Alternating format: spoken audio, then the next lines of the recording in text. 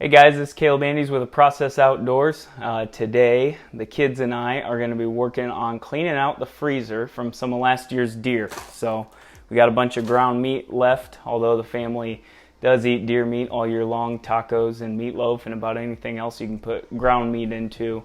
We've had some successful seasons. So today I'm going to be walking you through how I make deer jerky, and the kids absolutely love it. So a couple things that you need for jerky: obviously the meat, and then we have some measured out water for the seasoning. We have the seasoning itself. I'm using High Mountain seasonings here today, but you can season it with pretty much anything. And then we have our dehydrator here, and it is a Nesco, but there's plenty of different other models of dehydrators out there. And then we also have a jerky gun. So we'll be extruding the ground deer into the dehydrator from the jerky gun, and then we'll be turning the dehydrator on. So we'll go ahead and get this meat unpackaged, and I'll walk you through the steps of seasoning, and then eventually we'll get to extruding some meat.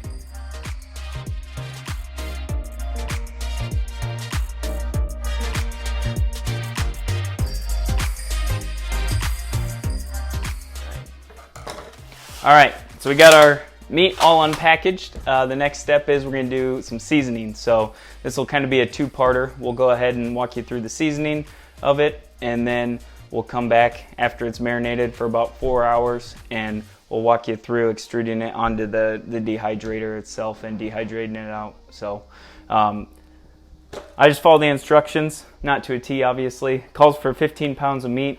We're using 13, hoping that makes the flavor a little bit better on the jerky itself. So instructions call for 1/4 cup of water, mixing the seasoning and then the Prag powder into it.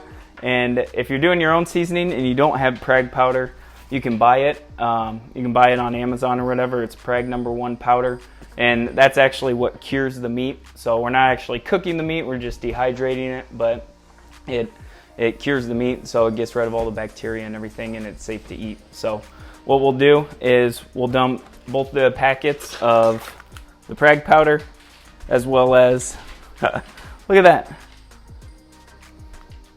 That's one of our caterpillars we lost.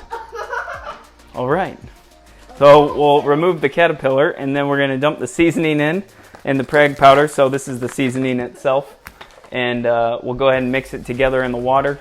And what we'll do is we'll pour the water inside the meat, and we'll mix it all together so it's good and tacky, and that water is going to help disperse the seasoning and everything. And then we'll put it in some gallon Ziploc bags, put it in the fridge for about 4 hours, and then we'll move on to extruding after that.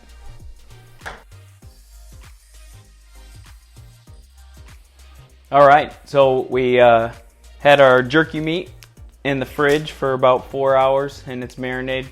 And now it's time for the final step, and we're gonna now take it and put it through this jerky extruder, and we're gonna put it on the different trays of our dehydrator. So these trays come with the dehydrator itself, and essentially you just stack them on top of each other. So we're gonna go ahead and pack the extruder full and put them on the trays. After that, put it in a place that you don't mind getting stinky, because it does smell really good.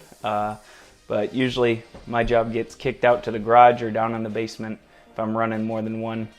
With all this meat, I think we'll probably run 2 or 3 dehydrators here today, but we'll see how it turns out. All right, another tip for you guys. So yes, we marinated and put it in the plastic bags, but tip is use the plastic bags to get it inside the stuffing tube. Definitely makes it a lot easier to shove in there, as well as keeps your hands clean.